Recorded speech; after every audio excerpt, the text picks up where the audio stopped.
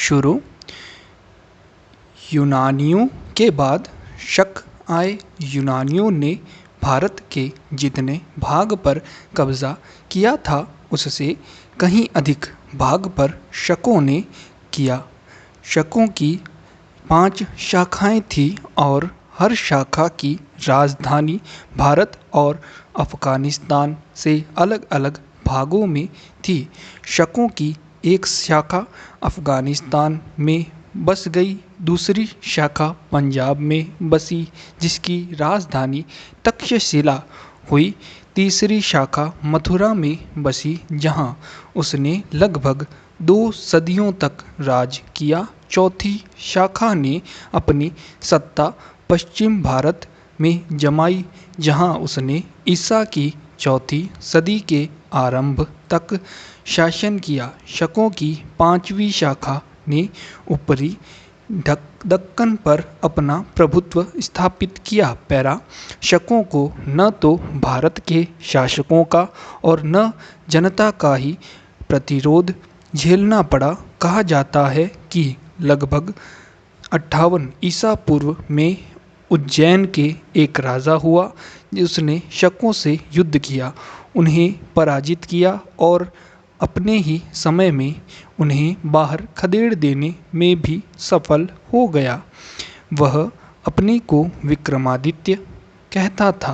विक्रम संवत नाम का एक नया संवत 57 ईसा पूर्व में शकों पर विजय से आरंभ हुआ। तब से विक्रमादित्य एक उपाधि हो गया, ऊंची प्रतिष्ठा और सत्ता का प्रतीक बन गया। जिसे किसी ने भी कोई महान पराक्रम किया उसने इस उपाधि को उसी तरह धारण कर लिया जिस तरह रोम के सम्राट अपनी अतुल शक्ति और पराक्रम जताने के लिए सीजर की उपाधि लगा लेते थे।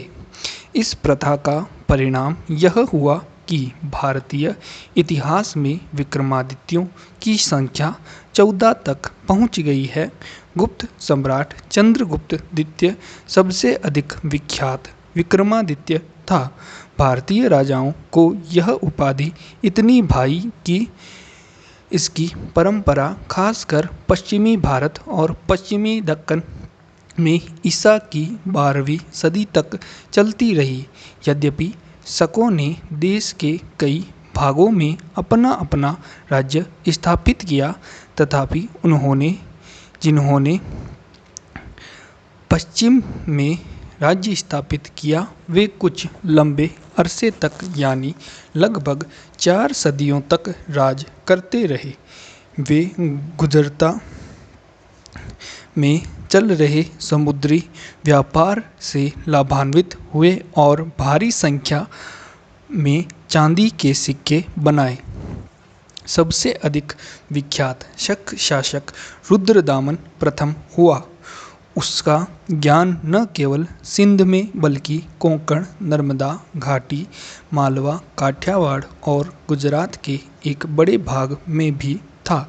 वह इतिहास के प्रसिद्ध है कि उसने काठियावाड़ के अर्धशुष्क क्षेत्र की मशहूर झील सुदर्शन झील का जीर्णोद्धार किया। वह झील बहुत पुराने समय मौर्य काल की है और दीर्घकाल से सिंचाई के काम आती रही है।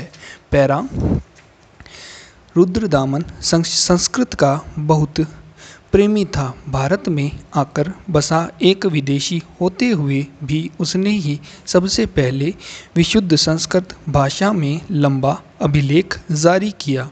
पूर्व के जो भी लंबे अभिलेख इस दौर में आए गए हैं सभी प्राकृत भाषा में रचित हैं।